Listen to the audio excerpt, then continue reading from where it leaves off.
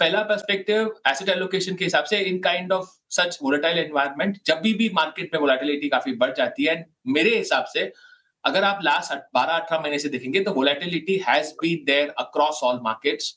पहले टैरिफ के वजह से, उसके पहले रशिया यूक्रेन क्राइसिस, बीच में कमोडिटीज ने काफी अच्छा प्ले दिखाया था बिकॉज पब्लिक का मार्केट का वरी हो गया था कि यूएस डेट जो एक बड़ा प्रॉब्लम है वो कब जाके बर्स्ट करेगा। उसके बीच में AI oriented sell off market में हुआ है।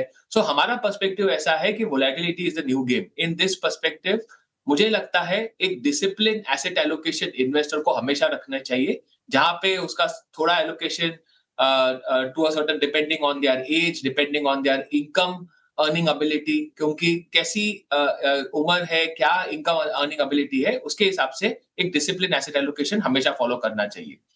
आज के माहौल में जहां वोलेटिलिटी बहुत ज्यादा दिख रही है, हमें लगता है कि डेट का एलोकेशन अच्छा होना चाहिए to the tune of around, depending again age criteria and income levels, but 20 से 35% डेट का एलोकेशन इस माहौल में डेट फंड्स में इन्वेस्टर को रखना चाहिए।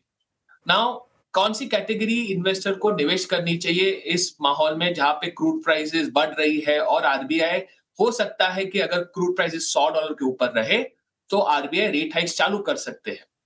माहौल में ग्लोबल सेंट्रल बैंकर्स भी अगर आप देखेंगे तो उनकी रेट कट साइकिल हो चुकी है और वो भी डायरेक्शनली अभी बता रहे हैं या तो रेट्स यही रहेंगे या रेट्स ऊपर जाएंगे।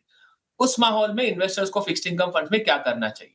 मुझे ऐसा लगता है कि जो short end of the curve रहता है, जो 1 से 3 साल ड्यूरेशन फंड्स रहते हैं, जैसे मनी मार्केट फंड्स जैसे रहते हैं जो 1 साल के अंदर का ड्यूरेशन रहता है। सिमिलरली शॉर्ट टर्म फंड्स जो रहते हैं, कॉर्पोरेट डेट फंड्स रहते हैं जो 2-3 साल के ड्यूरेशन में इन्वेस्ट किया जाता है, उनकी यील्ड्स काफी अच्छी है आज निवेश करने के लिए। 1 साल से 3 साल के corporate bond triple A 7.5 plus yield market में दे रहे हैं। तो हमारा व्यू ऐसा है कि short end of the curve या एकदम शॉर्ट ड्यूरेशन फंड्स में इन्वेस्टर्स को निवेश करना चाहिए इस माहौल में।